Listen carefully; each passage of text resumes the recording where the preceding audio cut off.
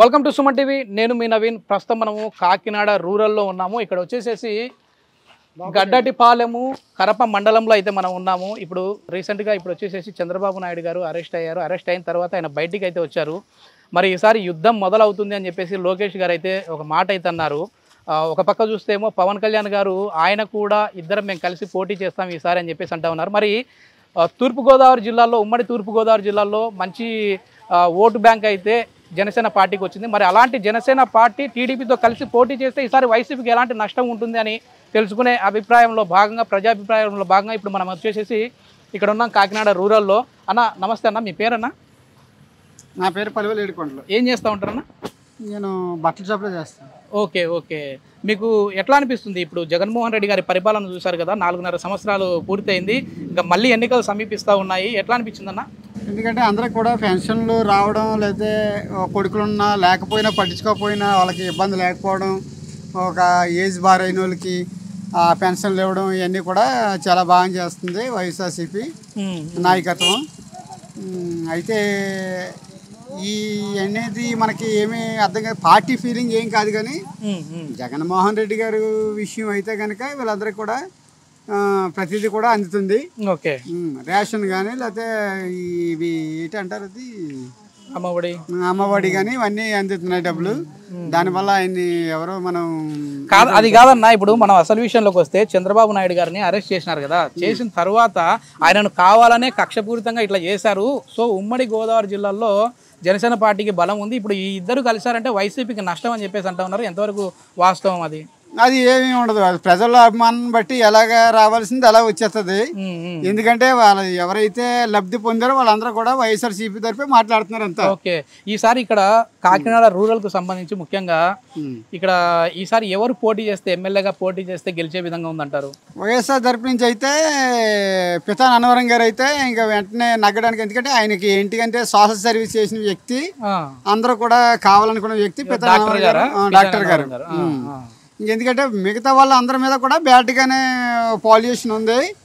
దాని గురించి ఏంటంటే ఇప్పుడు వచ్చిన వ్యక్తి మాత్రం ఆయన అయితే కనుక నెంబర్ 1 వ్యక్తి. నేను కూడా కాకినాడలో నేను చదువుకున్న వ్యక్తిని కాబట్టి చెప్తున్నాను.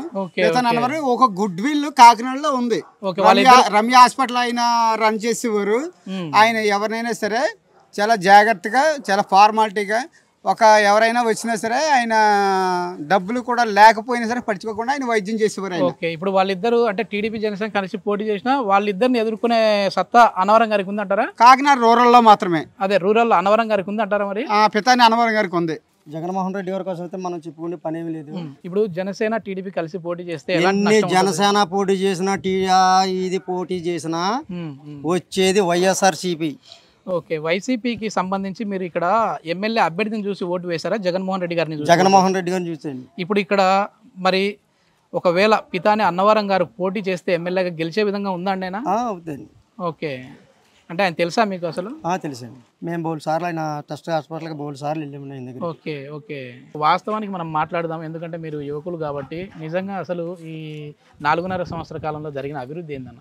4.5 సంవత్సరాల్లో చూడవలసిన అభివృద్ధి కళ్ళు కట్టుగానే కనిపిస్తుంది కదన్న అందరికీ. ఓకే, ఒక విధంగా చూసుకోవాలంటే ప్రతి ఇంట్లో కూడా ఓకే అభివృద్ధి కార్యక్రమం అనేది పెన్షన్ కానించి 45 సంవత్సరాల నుండి మహిళలు కానించి అమ్మఒడి ప్రతి పథకం కూడా ప్రతి ఇంట్లో కూడా అందిందండి. ఓకే ఓకే, టీడీపీ జనసేన కలిసి పోటీ చేస్తే వైసీపీ అసలు గెలిచే విధంగా ఉందా మీ కాకినాడ రూరల్లో? పక్క 100%. ఓకే, ఎవరికి టికెట్ ఇస్తే గెలిచే విధంగా ఉందండి? ఇక్కడ అన్నవరం గారికి, డాక్టర్ గారికి ఇస్తే ఓకే, మంచి గుడ్ విల్ ఉంది కాబట్టి. అంటే ఇప్పుడు ఎమ్మెల్యేగా ఆల్రెడీ కన్నబాబు గారు చేస్తా ఉన్నారు కదా, మళ్ళీ ఇప్పుడు ఆయన కాకుండా వేరే వ్యక్తిని మారిస్తే ఏమైనా నష్టం వచ్చే విధంగా ఉంటుంది అని కూడా అంటారు కదా? ఏం లేదు. ఓకే, మీరు గతంలో వచ్చేసి జగన్మోహన్ రెడ్డి గారిని చూసి ఓటు వేశారా లేదంటే కన్నబాబు గారిని చూసి ఓటు వేశారా? జగన్మోహన్ రెడ్డి గారిని అండి. ఆయనే కదా మనకు మెయిన్ కావాల్సిన వ్యక్తి. వైసీపీకి నష్టం ఉంటుందా వీళ్ళిద్దరు కలిసి పోటీ చేస్తే? నష్టం ఏముండదు. ఎందుకుండదండి? ఎందుకంటే గతంలో మనం చూస్తే చాలా వరకు కూడా జనసేన పార్టీకి మంచి ఓట్లు, అంటే సీట్లు రాకపోయినా ఓట్లు వచ్చిన నియోజకవర్గాలు కూడా ఇక్కడ ఉన్నాయి. మరి ఇద్దరు కలిసి పోటీ చేస్తే నష్టమే కదా వైసీపీ? అప్పుడు క్యాండిడేట్ని బట్టి మారిపోతాయి. ఓకే, అప్పుడు క్యాండిడేట్ని బట్టి వెళ్తారు. ఇప్పుడు కూడా ఇక్కడ నానాజీ గారు పోటీ చేస్తే నష్టమే కదా మరి. అప్పుడు 40,000 ఓట్లు వచ్చాయి మరి. అవునండి. ఇప్పుడు పిల్లి సత్యబాబుకి వచ్చిన ఓట్లు ఇతనికి వేయరండి. టీడీపీకి 60,000 అండి.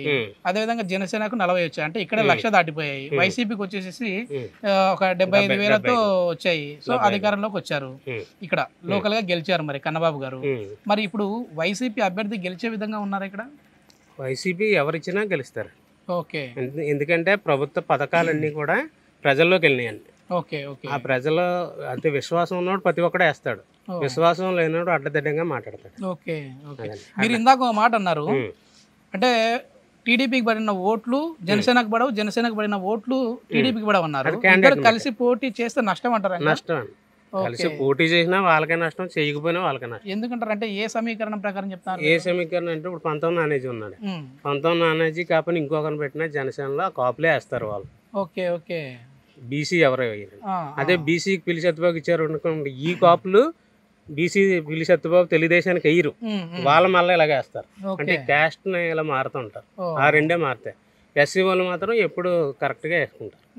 ఎవరైనా జగన్కే వేస్తారు ఎస్సీ వాళ్ళు. Okay okay. గతంలో వచ్చేసేసి ఇక్కడ కన్నబాబు గారు పోటీ చేశారు. అంటే ఇప్పుడు మీరు క్యాండిడేట్ ని చూసి ఓటు వేశారా లేదంటే జగన్మోహన్ రెడ్డి గారిని చూసి? జగన్మోహన్ రెడ్డి. ఎవరికి సీటు వస్తుంది అనేది ఒక డైలమాలో ఉంది. ఒక పక్క చూస్తే పితాని అన్నవరం గారు ప్రజలతో తిరుగుతా ఉన్నారు, ఈసారి ఆయనకే సీట్ వస్తుందని చెప్పి కొద్దిమంది అంటా ఉన్నారు. లేదు మళ్ళీ కన్నబాబు గారికే వస్తుందని చెప్పి కొద్దిమంది అంటా ఉన్నారు. కన్నబాబు గారికి కాదు సత్య గారికి వస్తుంది, ఆయన అనుచరుడు, ఆయన రిలేటివ్ అని చెప్పేసి మరికొద్ది మంది అంటా ఉన్నారు. ఎవరికి ఇచ్చినా గెలిచే విధంగా ఉన్నారండి అసలు? ఎవరికి ఇచ్చినా సరే ఎవరికి ఇచ్చినా పర్వాలేదు, కానీ మాకు మెయిన్ క్యాండిడేట్ అంటే జగన్మోహన్ రెడ్డి గారు మాకు మెయిన్. Okay okay. ఫెస్టివల్ ఏంటంటే ఆయన పెట్టిన మెయిన్ ఫెస్టివల్ అన్ని కూడా 195% మొత్తం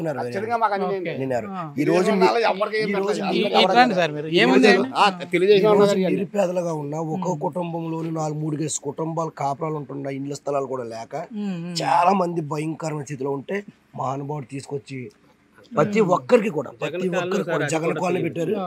కానీ ఇల్లు రాలేదని చెప్పి చాలా మంది అంటారు. లేదు సార్, అందరికి వచ్చి రాలేదని కాదు కానీ అందరికి వచ్చాయి.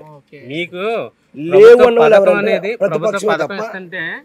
మీడియా వాళ్ళ చేతిలో పెట్టుకుని టీడీపీ అంటే ఈటీవీ కానీ ఏబిఎన్ కానీ వాళ్ళ వ్యతిరేకమైన వార్తలు ప్రభుత్వం ఏం చేస్తుందో ప్రజలకు తెలియనివ్వట్లేదు. వాళ్ళు ప్రభుత్వం ఈ పథకం వస్తుందని తెలియాలి, అది తెలియనివ్వట్లేదు. పనులు జరుగుతున్నాయి. గతంలో ఇదే చంద్రబాబు గారు ఇదే బడ్జెట్ తో చేయలేకపోయాడు. అంటే ఆయన ఒకవేళ టికెట్ ఆయనకి ఇస్తే ఏమైనా గెలిచే విధంగా ఖచ్చితంగా గెలుస్తారు. ఎందుకు గెలుస్తారని అడుగుతున్నాను. మనం చెప్పే మన ముఖ్య అంశం ఏంటంటే జగన్మోహన్ రెడ్డి గారి మెయిన్ మాకు. Okay okay. పిల్లు మన అన్నవరం గారు మనకు తెలుసు ఆల్రెడీ. అంటే ఎలా తెలుసు అంటే మేము హాస్పిటల్కి వెళ్ళడం మా మేడం గారి ద్వారా మాకు సార్ అయితే తెలుసు. అయితే ఈయన కూడా సంక్షేమ పథకాలు చాలా చేసి పెడుతున్నారు జనాల్లో. ఆయన ఒకవేళ ప్రజలకి ఒకవేళ అందుబాటులో వైద్యం అయితేనో అన్నవరం గారు వైద్యం అయితేనో చాలా మందికి ఆ హాస్పిటల్కి వెళ్ళడం వల్ల చాలా నిరుపేదలు హాస్పిటల్లో బడాబాబులు అయితే ఎవరు కాదు కానీ చాలా నిరుపేదలు హాస్పిటల్కి వెళ్తుంటే వాళ్ళందరినీ తక్కువ రీతిలో వైద్యులు చేస్తూ చాలా చక్కగా. నేను ఆల్రెడీ చాలా 3 మీటింగ్లకు వెళ్ళాను ఆయనతో. ఆయన చాలా ఈ దళిత కుటుంబాలతో దళితులతో ఎక్కువగా సాంగత్యంగా చేసుకుని మాట్లాడుకుంటూ ఓ రకంగా నిజంగా దేవుడికి పని పెట్టండి. నేను చెప్పేది ఒకటే, జగన్మోహన్ రెడ్డి గారే మాకు ఉదాహరణ. మాకు ఇప్పుడు మేము ముగ్గురు అన్నదమ్ములండి, ఒకే ఇంట్లో ఉన్నామండి. 9 సంవత్సరాలు పరిపాలన చేశాడు చంద్రబాబు నాయుడు. చంద్రబాబు నాయుడు చేస్తే పిల్లి చెత్త చేశాడు.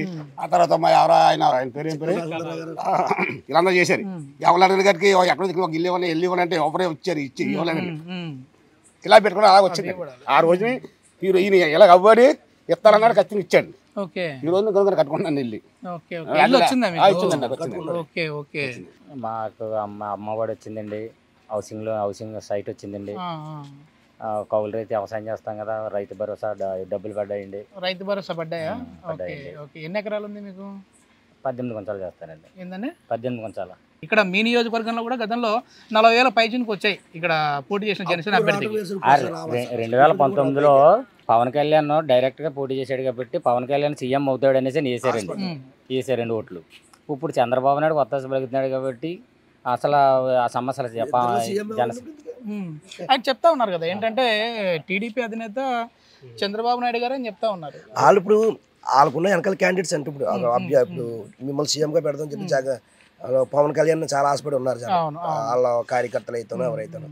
ఇప్పుడు వరకు అతను సీఎంగా చూడాలని ఆస్తున్నారు వాళ్ళు. సడన్ గా నేను సీఎం కాదు, నేను ఆల్రెడీ ఓన్లీ దత్తపుత్రుడిని, నేను ఆయనకి సపోర్ట్ అది మైనస్ అవుతుంది అనుకుంటా అది మైనస్ కదండి. వాళ్ళు ఆల్రెడీ ఇప్పటికే పార్టీ పెట్టి ఆయన పల్లకి మొత్తం మీద ఏంటంటే చాలా వరకు టీడీపీ జనసేన కలిసి పోటీ చేస్తే వైసీపీకి నష్టం వస్తుంది అని చెప్పేసి చాలా సర్వేలు అయితే చెప్తా ఉన్నాయి. కానీ సామాన్య జనాలు ఏమనుకుంటా ఉన్నారని చెప్పేసి సుమన్ టీవీ సామాన్య ప్రజలతో మాట్లాడే ప్రయత్నం చేస్తూ ఉంది. ముఖ్యంగా ఉమ్మడి తూర్పు గోదావరి జిల్లాలకు సంబంధించిన నియోజకవర్గాలను కూడా పర్యటిస్తుంది. అందులో భాగంగా ఇప్పుడు మనం కాకినాడ రూరల్లో అయితే ఉన్నాము.